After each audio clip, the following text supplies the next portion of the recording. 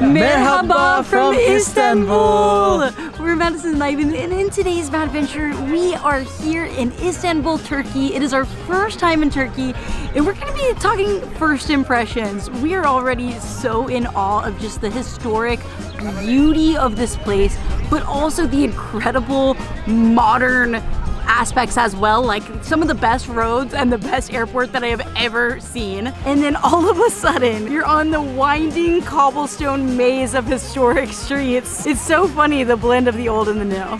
And the people already, like day one, so friendly.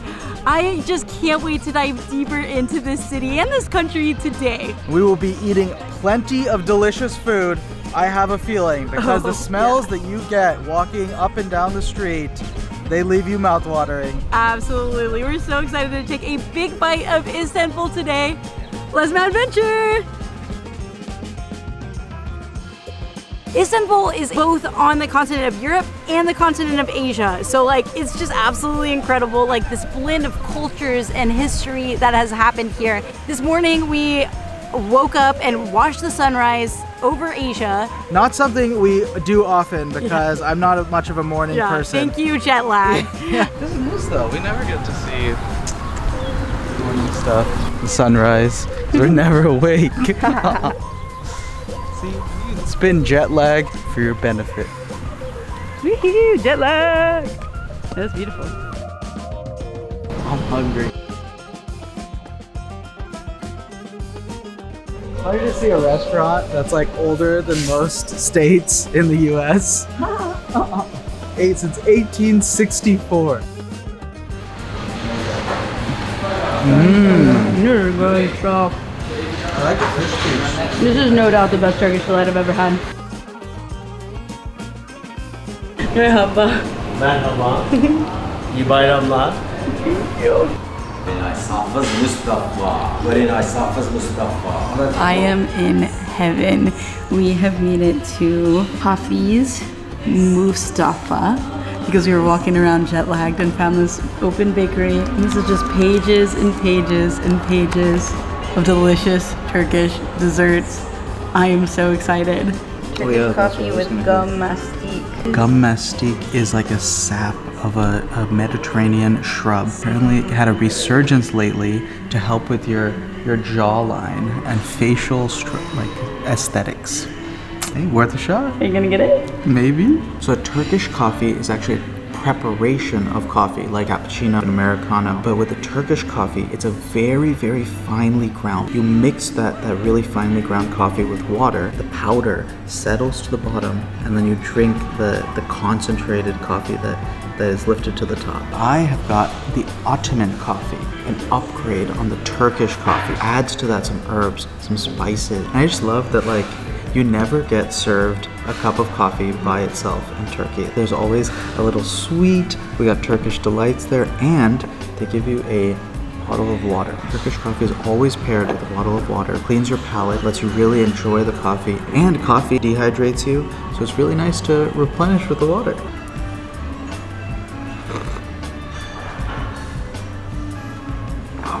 There's so much going on there. Coffee hits you right away. Turkish coffee, very strong, very complex flavor. Like whole strands of saffron in there. You do not get that everywhere. This is a very rare ingredient.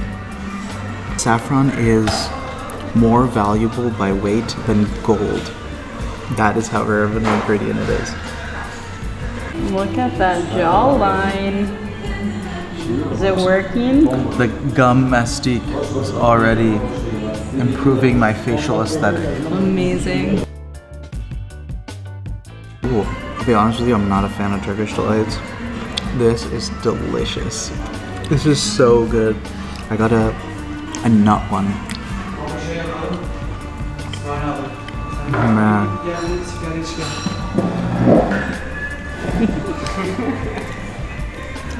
It's delicious. Yeah. Very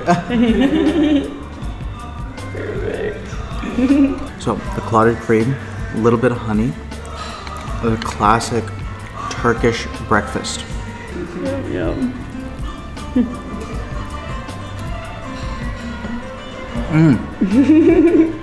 Good. Amazing. So good. This is full service. I love this. Thank you. Thank you. The clotted cream is just like aerated butter, like so light. If you bite into a stick of butter, maybe you haven't done it, I have. Too much fat on the palate. This, you can eat this with a spoon. It is so, so good. The honey is a very mild honey, but adds a nice little bit of sweetness. Really good pairing, because I could easily see like a really strong, very like herbal honey, really overpowering the cream, but this is perfectly balanced. This is a million times better than cereal. Turkish tea. Everything that we've gotten in Turkey so far is always served so beautifully. It's just these little things that make me just already so in love with Istanbul. And of course, this super friendly service. It's quite good. Turkish coffee is famous around the world, but Turkish tea is actually what the majority of locals drink. It's our first Turkish tea. Pinkies out, it is delicious. Thank you. Oh, that's amazing. Thank you so much. The hospitality here is just next level. I love this place. This is a phenomenal way to start the morning. Dang, I truly am so delighted. And we just wandered into this breakfast place. Wow, this is just the perfect morning. They say you can tell your fortune from the way the coffee grounds settle on the bottom of a cup of Turkish coffee.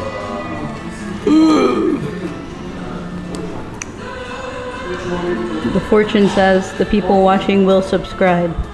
Hey! Good news.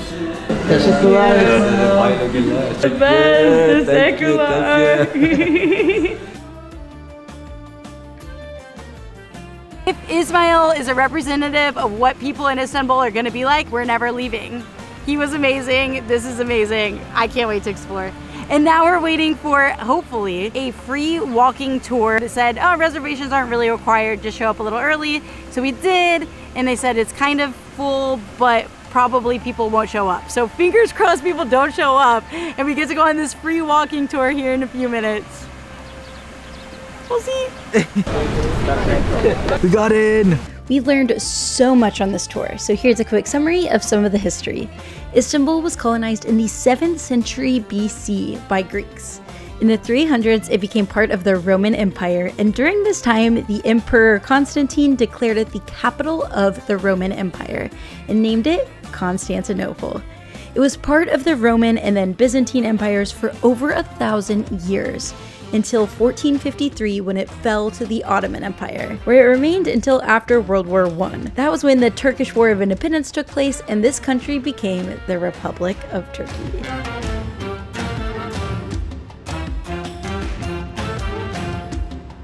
We have this strange habit right now of showing up to places right when they're celebrating a holiday and everything's closed. Oh, thank you. There are 3 restaurants that were at the top of my list to go today and they were all closed. But we found this restaurant that was very well rated. It was in a pretty touristy area and it has like a 15% service charge, so it definitely is tourist aimed, but they have a lot of the local dishes, so we're gonna go ahead and give them a try. So starting with the lentil soup, our tour guide on the amazing tour we just went on recommended lentil soup.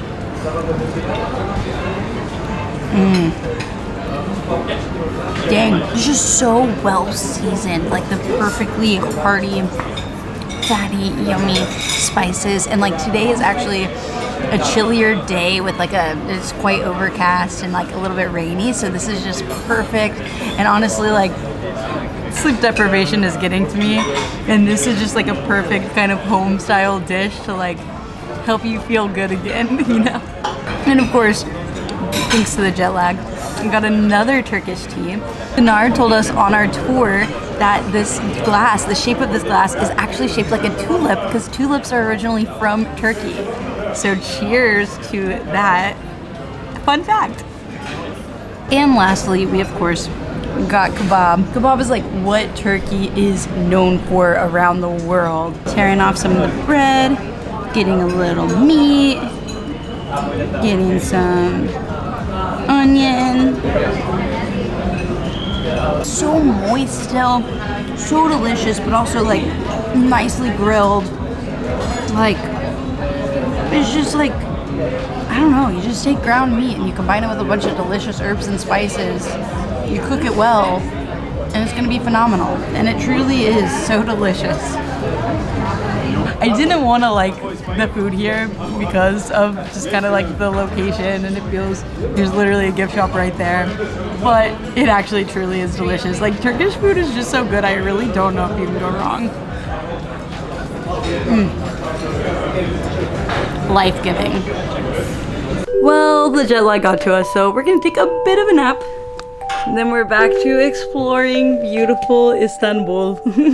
So we ended up taking a nap because of jet lag midday, which I was really nervous about because we are not napping people. But our tour guide on the free tour had told us that the best time to come to the mosques really is at night. And boy, was she right. Earlier today, the line outside of Hagia Sophia was insane. Blue Mosque as well. And just now, we came at around 9 p.m. We got straight in and got to really enjoy the peace and serenity. Like, there were still a lot of people there, don't get me wrong. The vibe in there, like, it was such a communal area. There's kids running around screaming. There's people praying. There's people just relaxing and chatting with friends. And just to feel so surrounded by history. Hagia Sophia was originally built in 360 AD by the son of Emperor Constantine. It was wooden and it burned in a fire, but it was one of the earliest churches in the world. The second one was made of stone and marble and about half the size of this one, but it also burned in a bloody riot against the most important emperor of the Eastern Empire, Justinian. During the riot, he prayed, "Give me the power to survive. If I do, I promise to build the biggest church ever." And it was. It was the biggest cathedral in the world for over 1,000 years. After the riot, he changed his ways and treated people equally. He is where the word justice comes from. When the Ottoman Empire took over, they turned it into a mosque in only 3 days so that they could use it for the next Friday noon prayer. And they didn't even have to change the name because Hagia Sophia just means holy wisdom. We really probably did it in the wrong order, I guess, because we were like in Hagia Sophia and it was so old, and like you could just feel that this has been around for thousands of years. The stories it could tell. Then we go here to the Blue Mosque, which Ivan and I have already been saying is like Disney World, because the minarets kind of remind us of the spires on the Cinderella Castle. It truly was, like, it was so beautiful and like new compared to that one, but not actually new. Older than my country. This mosque was built in the early 17th century by Sultan Ahmet I. Usually the amount of minarets around the mosque show the status of the person who built it. Typically 4 if it was built or converted by a sultan. There's 4 at Hagia Sophia, 4 at the Taj Mahal. Legend has it that the sultan asked for all gold minarets. Gold is pronounced altın, and the builder misunderstood him and heard 6 minarets, which is pronounced altı. What a legendary misunderstanding. He might not be a good listener, but he's a darn good architect. This place is stunning.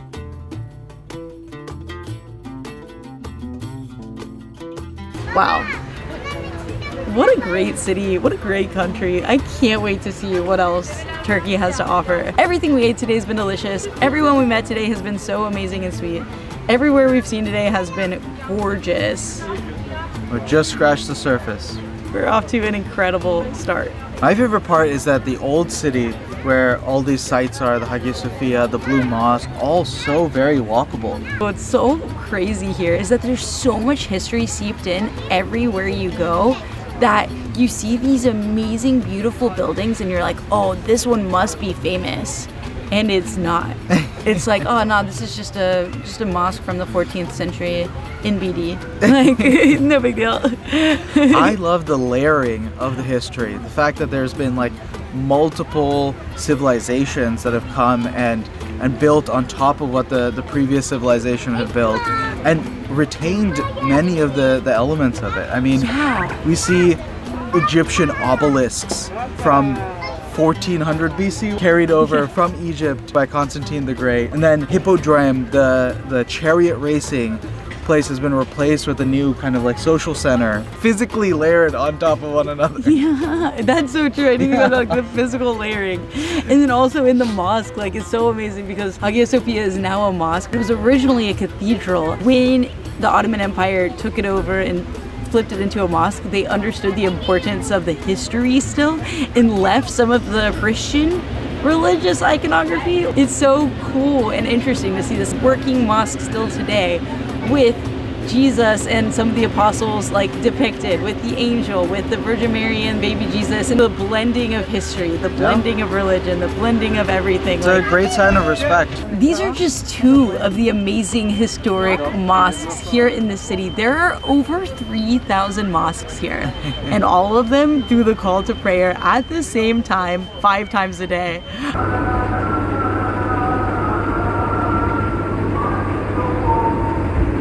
When we woke up this morning at 4:30 a.m. to the call to prayer, we were a little bit like, 4:30 a.m., seriously? Our tour guide told us like all of those people, all of the ones in Turkey are live. They're not recordings. So like, I don't know, I think I'm gonna appreciate it a little bit more knowing that somebody— It's a human connection. There's a human connection. Like some man is singing a call to prayer to me at 4:30 in the morning. But yeah, this has just been an amazing start to our time here in Turkey. Like, it's been so beautiful and fun, and like it's just the first day exploring. Like, I cannot wait to see how much more delicious food, incredible people, amazing sights this time here is going to hold. Like, it's gonna be such an amazing adventure. So please hit that subscribe button, hit that like button, join us for more incredible adventures here in Istanbul. I'll see you on the next one. That's a lot of jam.